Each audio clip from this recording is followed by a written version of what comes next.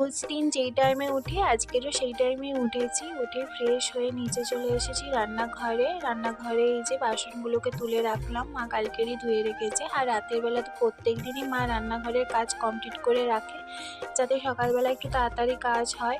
কিন্তু সত্যি কথা বলতে এই যে সোনামা ঘুম থেকে উঠলেই ওকে সামলাতে গিয়েই হাফ বেলা এখানেই কেটে যায়। তারপরে হচ্ছে এক শীতের বেলা, এমনিতেই তাড়াতাড়ি জন্য শীতের বেলাটা বয়ে যায়, কাজের তো মানে শেষ থাকেই না। আর কাজ মানে শীতের বেলার সঙ্গে কাজ করে পেরেও ওঠা যায় না।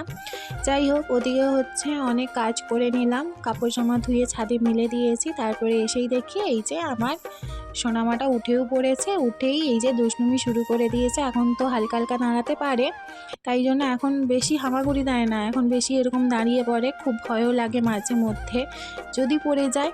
যাই হোক, ওদিকে হচ্ছে সোনামাকে খাইয়ে এখন ছাদে চলে এসেছি আবার এই যে জিরে ধনে রোদে দিতে। তারপরে যাব আবার রান্না বসাতে। মায়ের সঙ্গে একটু হাতে হাত লাগিয়ে না দিলে সত্যি খুব প্রবলেম হয়, কারণ বাচ্চা নিয়ে সামলানো যায় না। আর এদিকে হচ্ছে কাজের চাপটা অনেকটা বেড়ে যায়, তাই মায়ের হাতে হাতে আমি একটু কাজটা এগিয়ে দিলাম। সোনামার রান্নাটাই প্রথমে করে দিয়েছি। আর এখন বাজে জানো প্রায় 1টা। আর ওদিকে সোনামাকে খাইয়ে দিয়েছি, তারপরে হচ্ছে ঘরটাকে ঝাড় দিয়ে দিলাম।